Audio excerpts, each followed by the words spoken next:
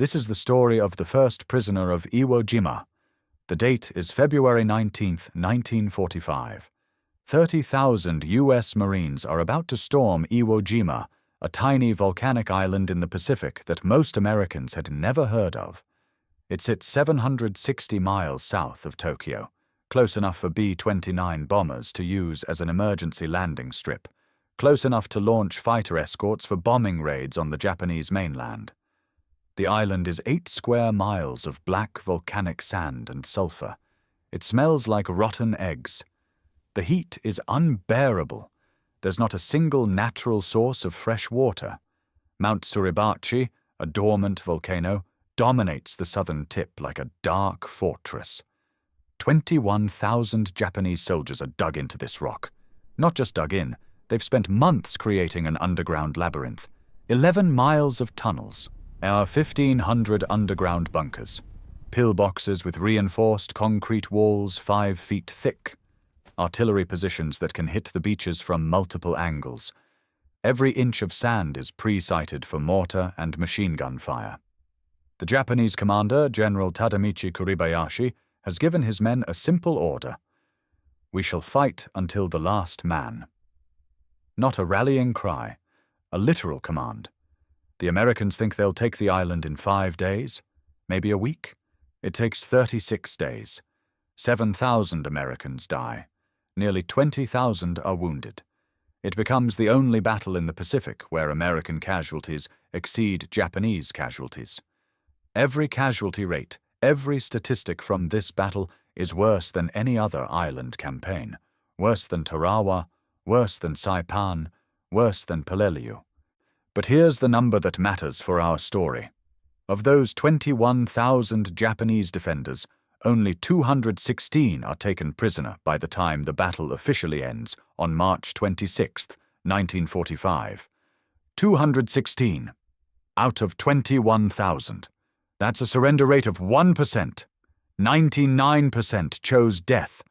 And of those 216 prisoners, almost all of them were unconscious when captured, knocked out by explosions, trapped in collapsed bunkers, wounded so severely they couldn't move. Many had attempted suicide first and failed. The Americans aren't taking prisoners because they're refusing to accept surrender. It's the opposite. The Japanese simply won't surrender. This isn't an accident. It's not battlefield chaos or the fog of war. It's doctrine. It's religion. It's coded into the very soul of the Imperial Japanese military. Every Japanese soldier carries a small book. The Senjin-kun, the Field Service Code.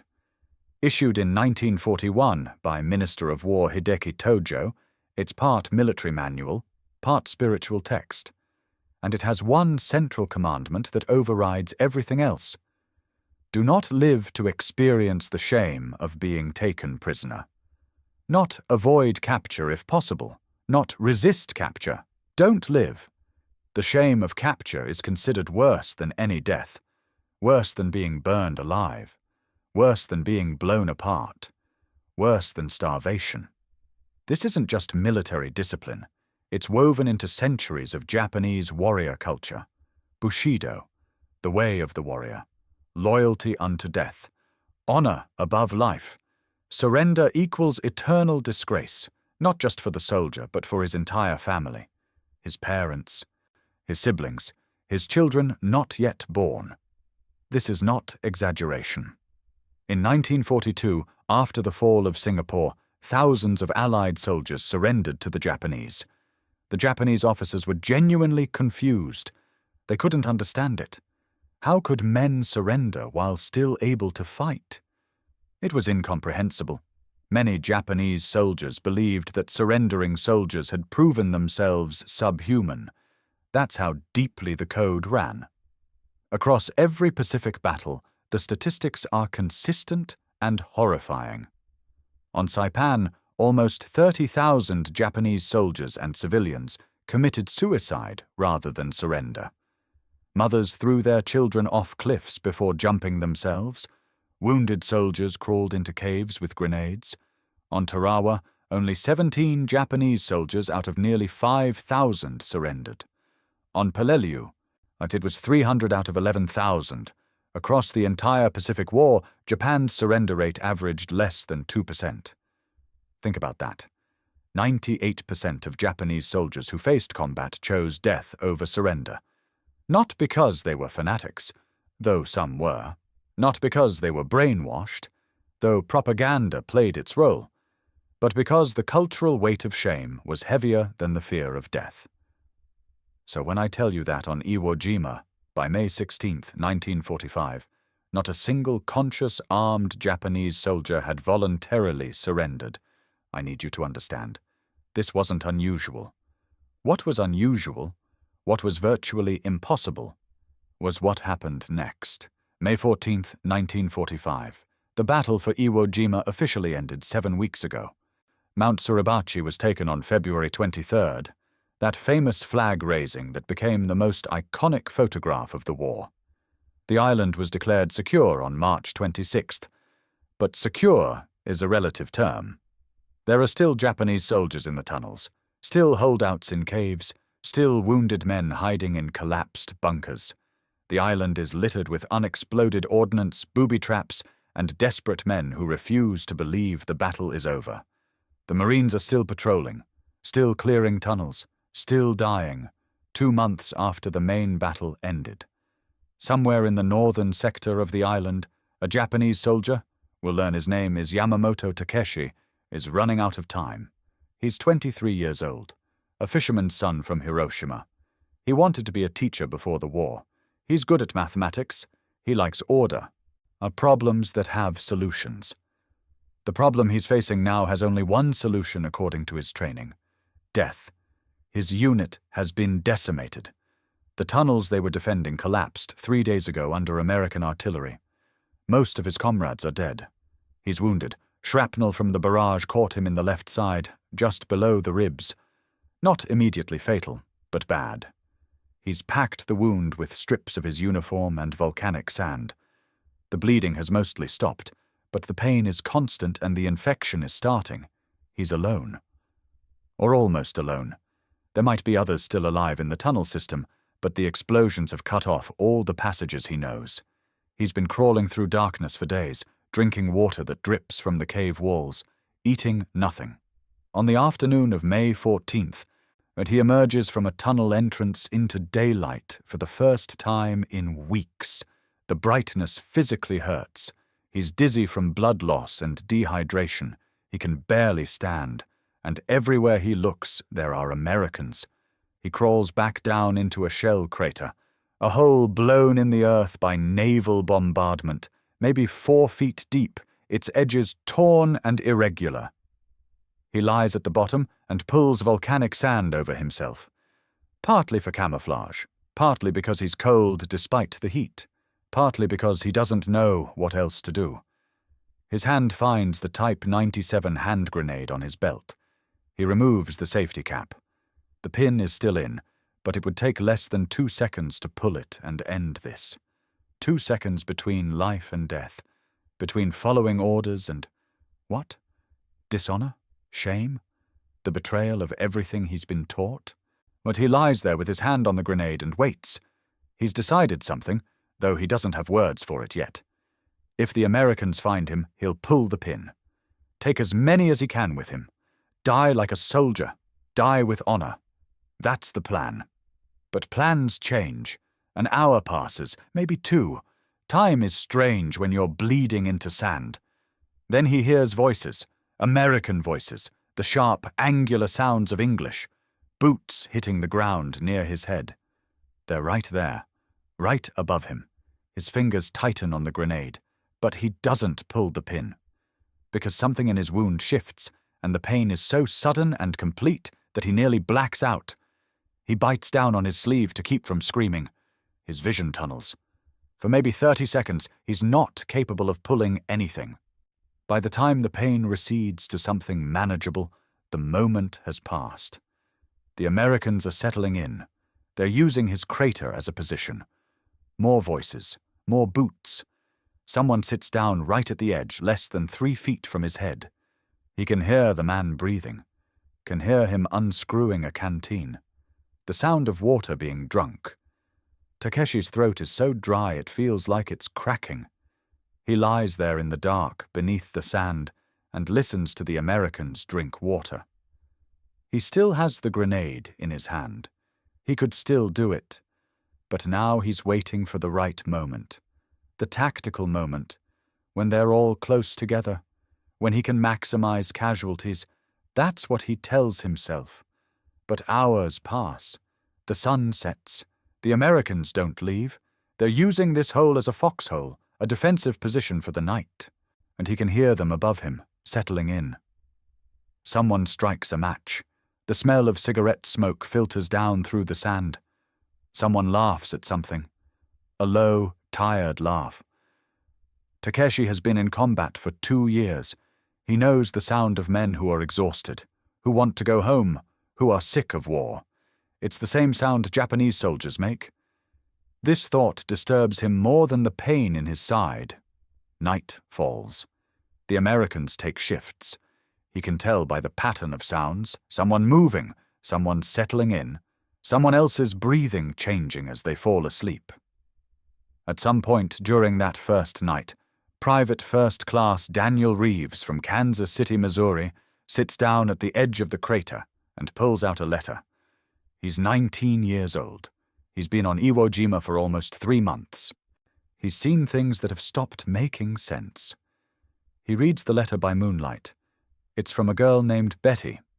She's a friend of his sister's. She doesn't know him well, but she's kind enough to write to soldiers overseas. The letter is friendly but distant. She talks about her job at a department store, about the weather, about a movie she saw. Daniel reads it 3 times, trying to make it mean more than it does. Beneath the sand, less than 4 feet away, Yamamoto Takeshi hears every word. He doesn't understand English, but he understands the tone. Loneliness, homesickness. The same things he feels. Daniel folds the letter carefully and puts it back in his pocket. He lights a cigarette. The flare of the match is bright enough that Takeshi can see the glow through the sand above his eyes. Daniel sits there smoking, and Takeshi lies there listening to him breathe. The grenade is still in his hand, but his fingers have loosened slightly on the pin. 36 hours. That's how long Yamamoto Takeshi lies in that hole. Day becomes night, becomes day again. The Americans use the crater continuously. They eat there, sleep there in shifts. One of them urinates over the edge, and Takeshi has to close his eyes and mouth tight as the liquid seeps through the sand near his head. This should make him hate them more, should make it easier to pull the pin.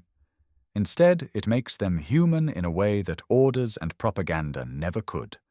He hears them complain about the food, heard them talk about home, California, Alabama, New York, places he's never heard of. Someone sings a song badly, off-key, something about sunshine. The others tell him to shut up, but they're laughing. One of them talks about his kid, a daughter he's never met, born 2 months ago. He's got a photograph, but he's afraid to look at it too much because it makes everything worse. Another one reads a letter from his mother. She's worried about him. She tells him to be safe, which makes him laugh, a bitter, exhausted sound. "Yeah, Ma," he says to the air. "I'll be real safe." Takeshi doesn't understand the words, but he understands everything. These men are soldiers, yes. They're the enemy, yes. But they're also sons, brothers, fathers, men who want to go home, just like him, just like every Japanese soldier he's ever known. The mathematics of it are simple and terrible.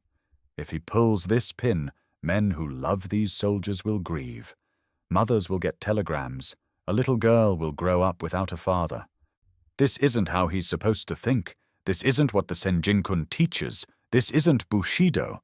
But after 36 hours of listening to these men live, because that's what they're doing, just living, just existing in the small ways men do when they're waiting for war to end, he can't make the equation work anymore.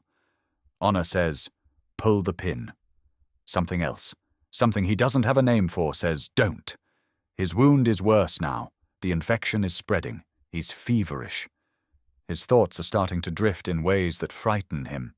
He keeps thinking about his sister. She's a school teacher in Hiroshima. She teaches children arithmetic. Simple problems. 2 + 2 = 4. 3 × 3 = 9. How many men die if he pulls this pin? How many mothers cry? How many children grow up without fathers? But the math doesn't work anymore. On the afternoon of the second day, hour 36 of being buried alive, the sand above his face shifts slightly. He's moved without meaning to, or maybe his wound has bled through enough that the sand is collapsing. Above him, someone notices. Danny, don't move. Corporal Jimmy Hayes from Alabama has just seen something that makes his blood run cold. The sand shifting in a way sand shouldn't shift. Movement that's organic. Breathing. He looks closer and sees the hand. Barely visible, caked in black volcanic sand, but definitely a hand. Human fingers. And right next to it, also barely visible, a grenade. Jesus Christ, Jimmy whispers. Jesus Christ, we've been standing on him. I want you to pause and think about this for a second. For 36 hours, these Marines have been eating, sleeping, and joking around literally on top of an enemy soldier holding a grenade. One move, one twitch, and everyone dies. Drop a comment below. What would you have done in that moment? As the buried soldier? As the Marine who just discovered him? And do not forget to subscribe. Daniel Reeves looks where Jimmy is pointing. His stomach drops. The crater they've been using as shelter has been a tomb with a live grenade this entire time. Don't move, Jimmy says again, though he's not sure who he's talking to anymore. Daniel? The hand? God. Sergeant Morrison crawls over. He's 42 years old. He's been a Marine since 1926. He fought in Nicaragua. He's seen everything, but he's never seen this. How long has he been there? Someone asks. We've been here a day and a half, Daniel says. His voice sounds far away, even to himself. Morrison makes the decision. We need an interpreter. Hayes, go find Nakamura. 20 minutes later, Private George Nakamura arrives. He's 25 years old, born in Sacramento, California. His parents are U.S. citizens, but that didn't stop the government from sending them to Manzanar internment camp in 1942. His older brother is serving with the 442nd Regimental Combat Team in Europe, the most decorated unit in U.S. military history, composed entirely of Japanese Americans fighting to prove their loyalty to a country that imprisoned their families. George became a translator to do his part, to prove he's American, to make meaning out of the rage that has nowhere to go. In 2 months on Iwo Jima, he's translated captured documents, he's interrogated wounded prisoners, he's called down into caves and tunnels, are begging holdouts to surrender. Not once has a conscious armed soldier said yes. He kneels at the edge of the crater. He can see the hand now, the grenade. He can see the sand moving slightly with breath. He calls down in Japanese. Kofuku shimasu ka? Will you surrender? His Japanese has an American accent. He sounds like a child speaking his grandparents' language. He hates it. Silence. George can hear his own heartbeat. He can hear Morrison breathing beside him. Someone has pulled back, given them space, or maybe just prepared to run if this goes wrong. Kofuku shimasu ka? George asks again. Will you surrender? We'll get you medical help. You don't have to die here. More silence. 10 seconds. 20. George is about to try again when he hears it. A voice from beneath the sand. Weak, cracked from dehydration, but clear. Hi. Yes. George's hand starts shaking. He's not sure he heard correctly. In 2 months, through dozens of encounters, through countless calls into darkness, he's never heard this word from a Japanese soldier. Teiko shinai to yakusoku dekimasu ka? George asks. His voice is shaking now too. Can you promise you won't resist? Yakusoku shimasu, the voice says. I promise. George turns to Morrison. He says he'll surrender. He promises not to resist. Morrison has been a Marine for 19 years. He's never taken a Japanese prisoner who was conscious and able to fight. The grenade, Morrison says. Hayes is already moving. He extends his M1 rifle down into the crater, using the barrel like a pool cue. The grenade is 4 inches from the buried man's hand, 4 inches between everyone living and everyone dying. The rifle barrel touches the grenade.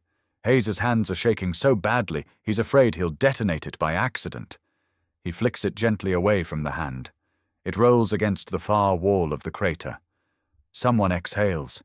Everyone has been holding their breath. "Throw down a stretcher," Morrison orders. They drop the canvas stretcher into the hole. Someone calls down in English. "Can you roll onto it?" George translates. From beneath the sand, "Arigato gozaimasu." "Thank you." George doesn't translate this. He's not sure why. Maybe because it doesn't fit the narrative of enemy combatants. Maybe because gratitude makes everything more complicated. The sand shifts. They can see him now. Not just the hand, but the shape of a man buried beneath volcanic ash. He's moving, slowly, painfully, rolling himself onto the stretcher with what must be the last of his strength. When he's positioned, they pull. He emerges from the earth like a birth in reverse, caked in black volcanic sand, so thick his features are almost invisible. His uniform is stiff with dried blood. The wound in his side is infected, angry red against pale skin. He's so dehydrated his lips have cracked and bled. He's 23 years old. He is the first Japanese prisoner taken on Iwo Jima who chose to surrender while conscious, while armed, while capable of resistance. Someone will write this in a report later. Someone will note the date and time. Someone will try to explain it in the dry language of military documentation. But right now, on May 16th, 1945, at approximately 3:47 in the afternoon, all anyone knows is, it finally happened. Someone said yes. Yeah, Daniel Reeves is still kneeling at the edge of the crater. His hands are shaking, not from fear now, but from something else. The adrenaline crash. The realization of how close they all came to dying. The impossibility of what just happened. He reaches into his pocket without thinking. The pack of Lucky Strikes is down to 4 cigarettes. 4 until the next resupply, which might be tomorrow, might be next week, might be never. Cigarettes in 1945 are sacred. They're in every K ration, included by the War Department as essential supplies. 700 million cigarettes are shipped overseas every month. When supplies run low, men trade chocolate for them, ammunition for them. There are documented cases of soldiers going into active firefights to retrieve cigarettes from dead men's pockets. A cigarette is currency. A cigarette is comfort. A cigarette is what you light after killing someone, after nearly being killed, after getting a letter from home, after not getting a letter from home. It's the thing you do with your hands when your hands won't stop shaking. Daniel has 4 left. He takes one out, places it between the prisoner's cracked, bleeding lips. The paper sticks immediately to the dried blood and sand. He strikes a match. The wind on Iwo Jima is constant, hot and sulphurous. The match dies. He strikes another, cupping his hands around it this time. It catches. He holds the flame to the cigarette. The prisoner, Yamamoto Takeshi, though Daniel will never learn his name, inhales. His eyes close. A small sound escapes him that might be relief, might be pain, might be prayer. The cigarette catches. Smoke curls up between them, and Daniel lights his own cigarette with the same match before it dies. For a moment, they're both smoking. A US Marine and a Japanese soldier, 2 men whose countries have spent 4 years trying to annihilate each other, sharing fire on an island that has drunk enough blood to drown in. They don't speak the same language. They have no words for each other. But they both speak cigarette. And cigarette says, "You're still alive. For now, despite everything, you're still alive." If this story is hitting you the way it's hitting me, please hit that subscribe button. I spent weeks researching these forgotten moments from World War II, and your subscription tells YouTube to show these stories to more people. History this powerful deserves to be remembered. And Corpsman Bill Wagner from Philadelphia has been following the patrols with his speed graphic camera, documenting the aftermath of the battle. The burial details, the destroyed fortifications, the volcanic wasteland that thousands of men died for. He sees what's developing and grabs his camera. One shot. That's all he gets before the moment passes. The shutter clicks. The image captures Daniel kneeling beside the stretcher, cigarette in hand, offering it to the prisoner. Takeshi's face is turned slightly toward the camera, eyes half closed, sand caked in every line and crease of his skin. Around them, a crowd has formed. A dozen Marines, maybe more. Some are curious, some are indifferent. They've seen too much to be surprised by anything. Some are looking away, uncomfortable with the humanity of the moment. No one is smiling. The photograph will be developed in a lab on Guam, printed, filed with thousands of other images from the Pacific War.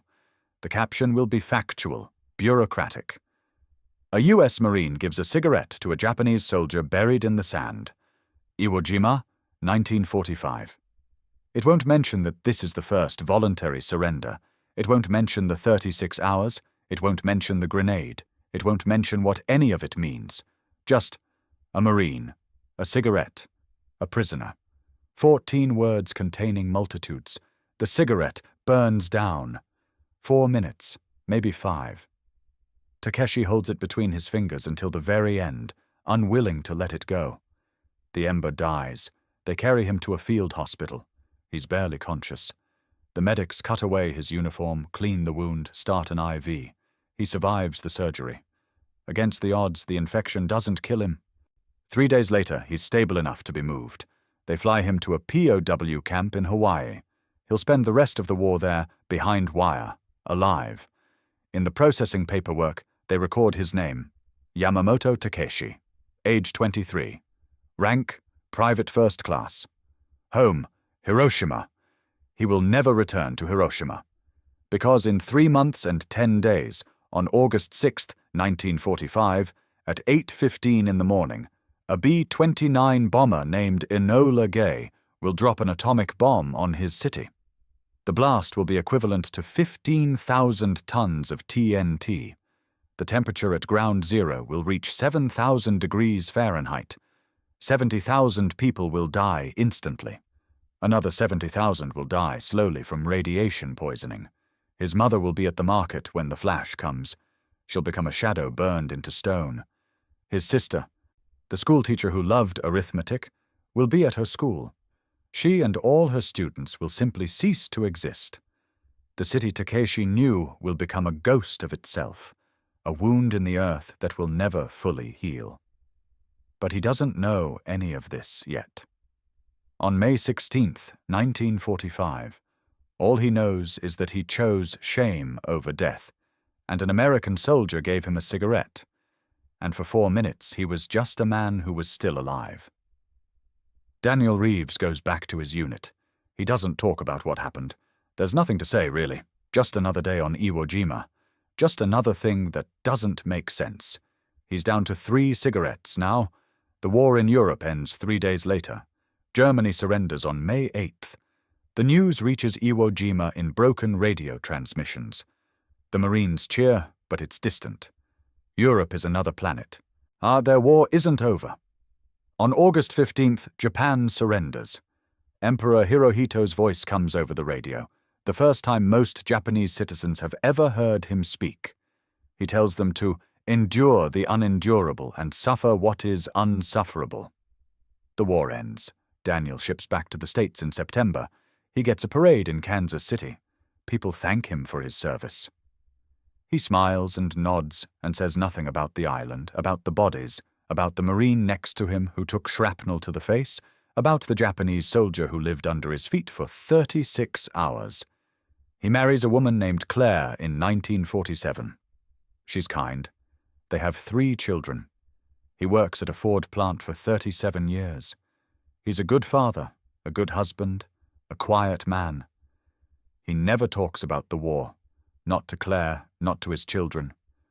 When they ask, and he changes the subject. When they press, he says, "It was a long time ago." He dies in 1987 of a heart attack.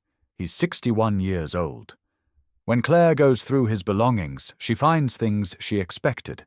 His discharge papers, his medals, a few photographs of buddies from his unit. And she finds something she didn't expect. A yellowed newspaper clipping in his wallet. Creased from being folded and unfolded countless times. The photograph of a Marine giving a cigarette to a prisoner on Iwo Jima. He never told her it was him in that photograph. She only knows because one of his old Marine buddies recognizes it at the funeral and tells her. "That was Danny," the man says. "That was your husband. We thought we were going to die that day." Claire looks at the photograph again. Really looks at it. At the young man who became her husband, Ada kneeling beside an enemy soldier offering the smallest mercy in hell. She cries for the first time since he died. Not because he's gone, but because she realizes she never really knew him at all.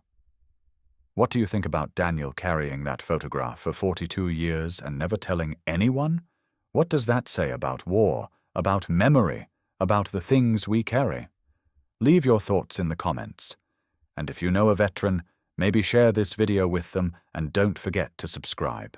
Sometimes these stories matter more than we realize. Yamamoto Takeshi survives the POW camp. When Japan surrenders in August, he's still in Hawaii.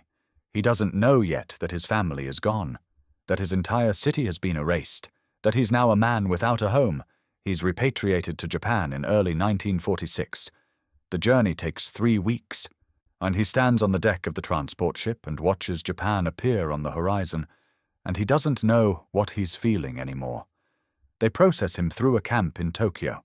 They tell him about Hiroshima. They tell him there's nothing left. They tell him they're sorry.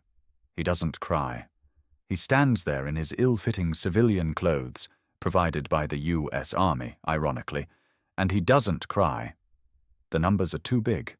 70,000 dead instantly. Another 70,000 dying slowly. His mother. His sister. The children she taught. All gone. The math doesn't work anymore. It never worked. He moves to Osaka because he can't go home, and Osaka is far enough away that no one knows him. He finds work as a laborer, then as a clerk. Then, in 1949, he gets a job teaching mathematics at a middle school. He's finally doing what he always wanted to do. He teaches for 37 years. He's good at it, patient, kind. His students remember him as the teacher who never raised his voice, who always had time to explain things one more time, who believed everyone could understand if you just showed them the right way. He never marries. He never talks about the war. When students ask, and they do because Japan's relationship with its wartime past is complicated and painful, he says simply, "I survived. Many did not. That's all." He retires in 1986. He's 64 years old.